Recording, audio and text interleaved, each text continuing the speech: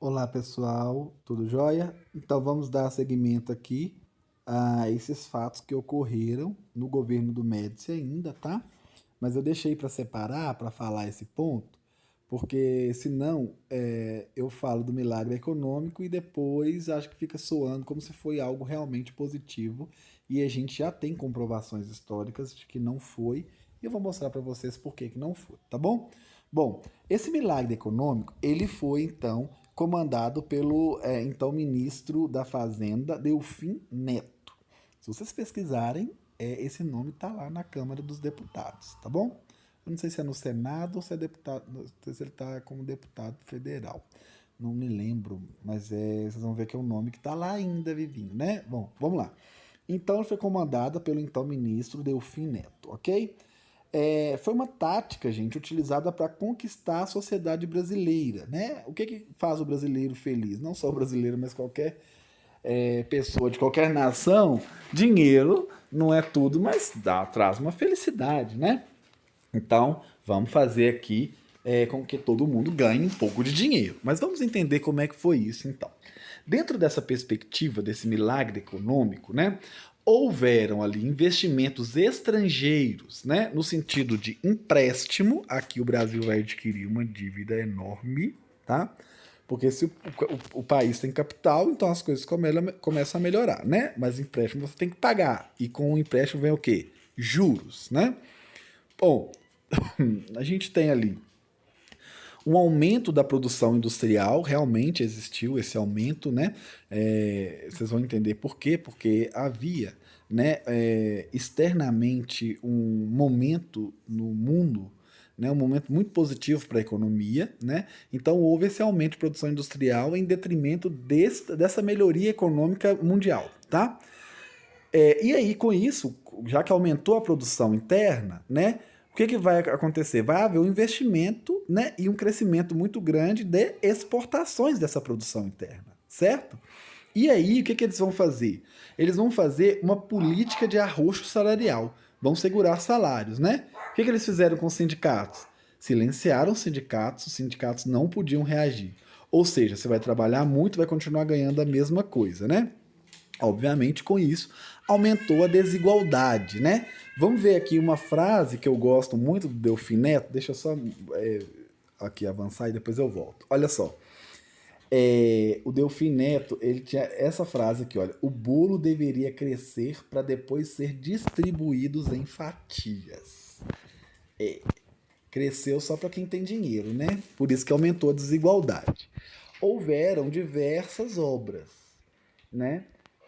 Então vamos ver aqui. A ponte Rio-Niterói, quem teve a oportunidade de passar lá, é muito grande. Realmente é uma obra gigante. A hidrelétrica de Itaipu, a rodovia transamazônica, né? Que desde, né, até hoje, ela, grande parte dela tá dessa forma aqui da foto, né? Pouca coisa é realmente asfalto, né? E, gente, muitas outras obras, tá?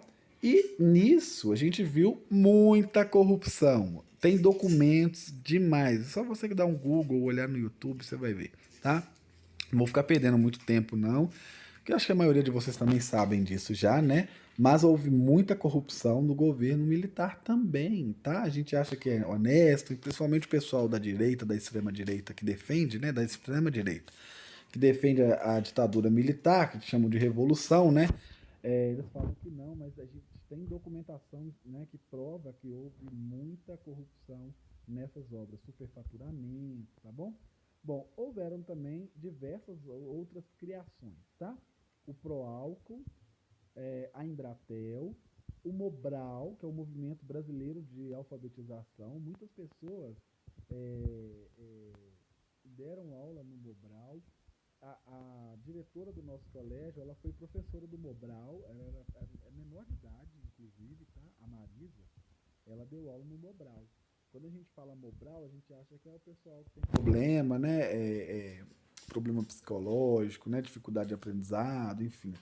Mas não, era um movimento para alfabetização, tá? O PIS, né? O Programa de Integração Social, que é bem legal, né? Isso foi bem positivo. O INCRA, que é o Instituto Nacional de Colonização e Reforma Agrária, tá? Mas não achem que porque foi criado, né, o INCRA, a gente tem a delimitação, a gente tem de fato a reforma agrária, que obviamente até hoje a gente precisa fazer a reforma agrária no nosso país, né? Mas foram outras criações aqui, tá? Desse momento. E aqui, para vocês verem, aqui a gente tem um gráficozinho para a gente entender que o milagre, ele não foi um milagre mesmo, né? Ele não era santo, né? Então, ele durou pouco, né? Porque ele foi baseado numa situação externa favorável, aquilo que eu falei para vocês. Era uma situação em que, para o mundo, no geral, obviamente que para os países mais pobres, não tanto quanto os países mais desenvolvidos, ou até em desenvolvimento, né? Mas houve sim uma situação favorável externa, né? Então, por isso, naquele pequeno momento, aquilo foi chamado de milagre econômico, né? Que na verdade não foi, tá? Então, para a gente entender, houve um aumento do preço do petróleo no mercado externo, né? E a economia brasileira ela sofreu um impacto muito grande com esse aumento do petróleo. Nesse gráficozinho aqui, a gente tem do ano de 64 a 68. Na primeira, a gente tem a inflação. Né? Em 64, ela chegou a 92% e em 68 ela foi abaixando até chegar a 25%, com menor índice em 67 e 24%. Então, de fato, ela caiu muito, mas depois a gente vai ter o aumento disso. Né? O crescimento do PIB, né, o PIB é um PIB que pega em 64 de 2,9 e ele vai chegar em 11,2%. Então ele houve um crescimento nesse período aqui. Mas depois, gente, a gente tem uma inflação que passou de 200%, né? O PIB encolheu. Então, eles surfaram na onda externa, mas não surfaram bem. Caíram da prancha e foram mordidos pelo tubarão. Então, o Brasil ele está numa situação que é construída negativa, não só né, devido à ditadura, mas desde quando a gente foi colonizado, né, obviamente, e explorado. Mas na ditadura souberam usar muito mal, o que foi diferente do governo Lula, viu? Que é importante que se fale. No governo Lula, o governo Lula soube surfar bem na onda da economia externa, né? Soube surfar bem, nós vamos ter as aulas lá e eu vou apontar isso para vocês. Mas vamos lá. E aí sim, nós vamos ter aqui, né, a partir de 74, o governo do Geisel, tá? De 74 a 79, né? O milagre econômico estava entrando em crise, né? Já não estava mais sendo milagre, né? E aí vai ser necessário, já as pessoas começam a pensar numa possível redemocratização, né? Uma abertura lenta, gradual e muito segura, né? Mas isso é bem lento, tá bom? Bem lento, mas bem lento, tá? Então, mas as pessoas começam a pensar já, né? Olha, os militares já estão no poder já há um bom tempo, né? E as coisas não estão melhorando, né? Como a gente achou que ia melhorar. Então começa-se a pensar, né, esse conceito de redemocratização dentro do governo do Geisel. Tá certo? Então, nós vamos ter um governo já de regime militar, que eu falo no geral, não apenas do Geisel, já com uma imagem desgastada, né? As pessoas viam que na mídia era bem falado, mas na realidade isso não acontecia, não era, eles não sentiam a positividade, né? Ou seja, não sentiam no bolso, não sentiam em cima da mesa, enfim. Né? Isso é uma coisa muito contrária. A TV fala bem, mas a vida mostra o contrário, tá? Então a gente tem um governo com uma imagem muito desgastada, a população que já quem apoiava já começava a questionar, né? E aí esse governo ele entra em choque com uma instituição muito importante que é a igreja, né? E aí isso vai desgastar mais ainda a imagem, né, do regime militar, porque eles entram em choque com a igreja, eles começam a colocar a igreja como inimiga, né? E aí a gente tem a continuidade desse desgaste muito forte, tá?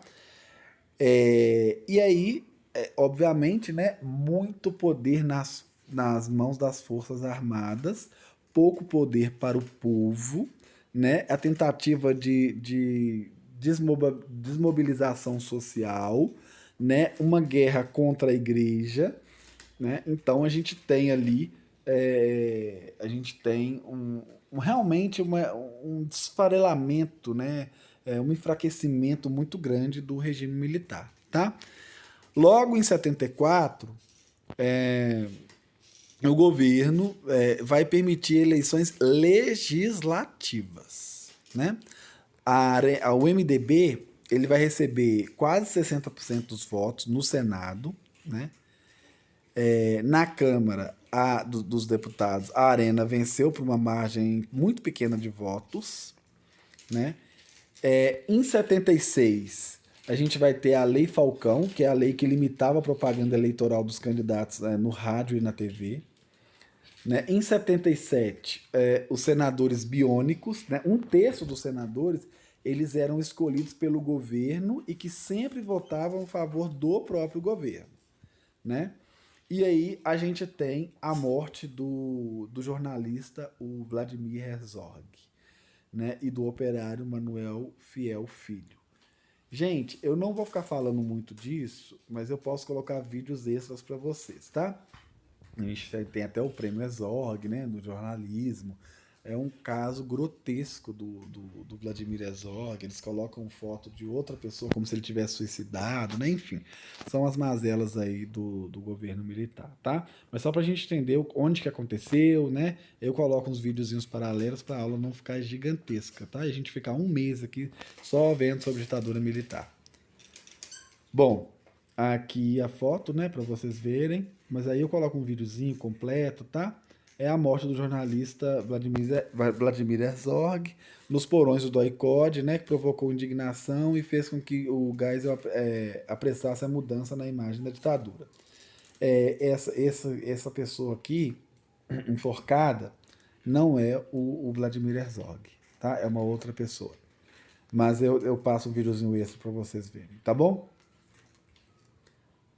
Bom, a gente vai ter o segundo Plano Nacional de Desenvolvimento, PND, né? É, que vai acontecer ali numa prévia expansão da indústria de bens e de produção, né? Máquina, equipamentos pesados, energia elétrica, a área alimentar, crédito para a empresa privada, né? Fortalecimento dos setores estatais. A gente vai ter uma conjuntura internacional que não vai ser favorável, porque vocês lembram que quando a gente teve ali no milagre econômico, né, uma conjuntura externa favorável, depois de uma festa vem o sono, né? Você tá lá super animado, a economia é assim, é uma roda que gira. Quando tá em cima, logo quando acabar, você vai cair, né? Então a gente tem esse plano dentro de uma conjuntura internacional totalmente desfavorável, tá? Onde 80% dos produtos consumidos no próprio país eram importados. A gente está começando a viver isso, mas não esse número exacerbado de 80%. Mas a gente viu isso no arroz, né? Metade das receitas das exportações era utilizada para pagar a conta do petróleo, né? Porque lembram lá que no milagre econômico o problema do petróleo, né, com a subida de preço, né, fez com que a economia do Brasil caísse, né? Então, foi deixada uma dívida muito grande, né? E então, a metade da receita dessas exportações da produção interna foi para pagar a conta do petróleo, tá bom? Bom, o governo estava sem recursos para custear os investimentos, né? Então, ele recorria sempre a empréstimos. E voltando mais uma vez, empréstimo traz o quê? O juros, tá bom? Bom, aqui a gente tem um gráficozinho que mostra a evolução da dívida externa do Brasil de 1965 a 1984. E aqui o serviço da dívida em percentual, em porcentagem do valor total exportado. Então aqui vocês conseguem ver, mesmo sem informações, maiores informações, a evolução, né, de como foi a dívida externa no Brasil, como que ela foi aumentando. O governo militar ele deixa a dívida externa muito grande, tá bom? Então, a gente vai passar agora para o governo de 79 a 85, que vai ser o governo do Figueiredo, do João Figueiredo, né? O general João Batista Figueiredo, Tá chegando o fim da ditadura militar, olha só. O governo, ele vai revogar, o governo do Figueiredo, vai revogar o AI-5.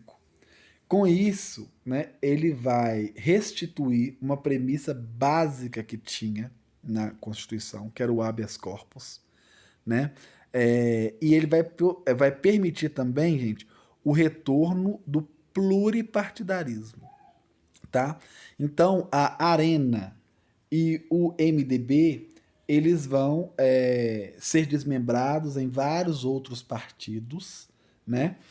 Então a gente começa aqui de fato agora um processo, o início de abertura e o início de um processo de redemocratização no Brasil, tá? Por quê? Porque quando a gente já tem a revogação do AI-5, que é muito forte, um aparato jurídico muito forte e controlador, né, a gente tem a desestabilização do poder, né? O poder começa a diminuir. Então, quando a gente acaba, né, com apenas os dois partidos, a Arena e o MDB, e deles começam a gerar, né? A gente sabe que o MDB fez uma oposição de fachada, né? Começa a gerar outros partidos, né? Com outras ideias, outros pensamentos, outras prerrogativas. Isso começa a nascer novamente a democracia. Então, por isso a gente chama de abertura, né? De processo de redemocratização. Então, aqui vão surgir muitos outros partidos, tá bom? Mas vamos focar aqui no PTB, Partido Trabalhista Brasileiro, no PDT, que é o partido do grande, magnífico Leonel Brizola, né? E o Partido dos Trabalhadores, o PT. Tá bom? Então, com o fim da ditadura militar, com o fim não, ainda não é o fim, né? Aqui ainda não. Ele abriu, né? Abriu esse pluripartidarismo, né? Ele bateu lá com um facão em cima e rachou, e aí vão abrir esses novos partidos. Esse MDB, que era o partido de oposição de fachada, ele se torna o PMDB, né? O mesmo partido do Michel Temer, né? Então, vejam bem aí, que é o partido de centro, né? Que está sempre ali nos porões do poder. Nunca, o Temer foi o único que chegou à presidência, mas ele sempre quer estar lá nos ministérios, sempre está lá, né? Comandando, né? As casas do Senado e da Câmara, tá bom?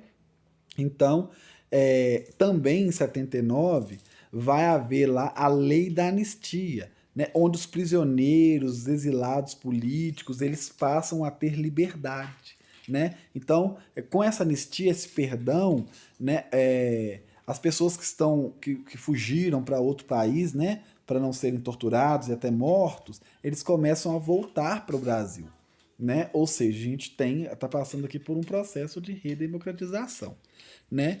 Bom, como que está a economia agora? A economia está passando por sérios apuros, né?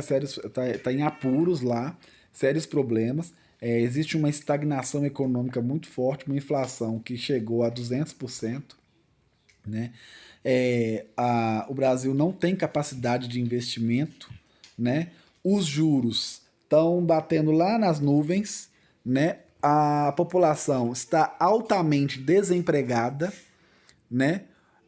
O Brasil não dá conta de pagar a dívida, né, externa, os empréstimos. Então, o Brasil fica pagando só juros. Juros, juros, juros, juros. Então, a gente tem um alto número de pessoas desempregadas. O produto interno totalmente desvalorizado e custando muito para o trabalhador, né? E o Brasil pagando aí só juros dessa dívida externa, né? Bom, a inflação aqui para vocês verem, né? De 78 até 82, ela chega a 100%, né? E aí, quando passa de 82 para 83, olha aqui, ela dispara rumo ao céu mesmo, né? Então ela chega Aqui é até um pouco mais de 200%, né? Como que está a sociedade nesse momento? Aqui, no canto superior esquerdo, né, o presidente do Sindicato dos Trabalhadores de Metalurgia, o Luiz Inácio Lula da Silva, né, fazendo aqui uma palestra falando para os trabalhadores ali no ABC Paulista, né, tentando se organizar. A sociedade está tentando se organizar, né? Como? Existiam ali diversos grupos que apoiavam a ditadura, né? E esses grupos eram radicais e eles vão promover atentados, como o de 81, que é o atentado do Rio Centro, né? Que era a explosão daquele carro para colocar a culpa nos grupos radicais de esquerda, né? Mas que não deu certo, né? Que é bem interessante esse caso. Quem tiver curiosidade aí, dá uma pesquisada a mais para aprofundar, tá? O atentado do Rio Centro. Bom, a sociedade vai se organizar em diversas greves e manifestações, né? Em 82 vai ser criada a CUT, a Central Única dos Trabalhadores, né? Em 83 vão ser restabelecidas eleições diretas para governadores ainda, viu? Então agora o povo pode escolher os seus governadores, a gente já tem ali os partidos, né? Já podendo colocar os nomes de candidatos, né, à disposição para disputar os pleitos.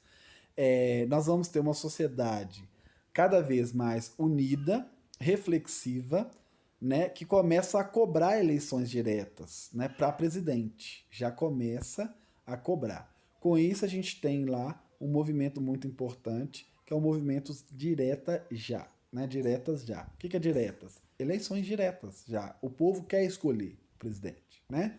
Então, em 1984, milhares de pessoas, milhares de pessoas vão sair para a rua, né, pedindo as eleições diretas, tá? Aqui foi no Rio Centro, né? Essa imagem aqui é uma explosão, né?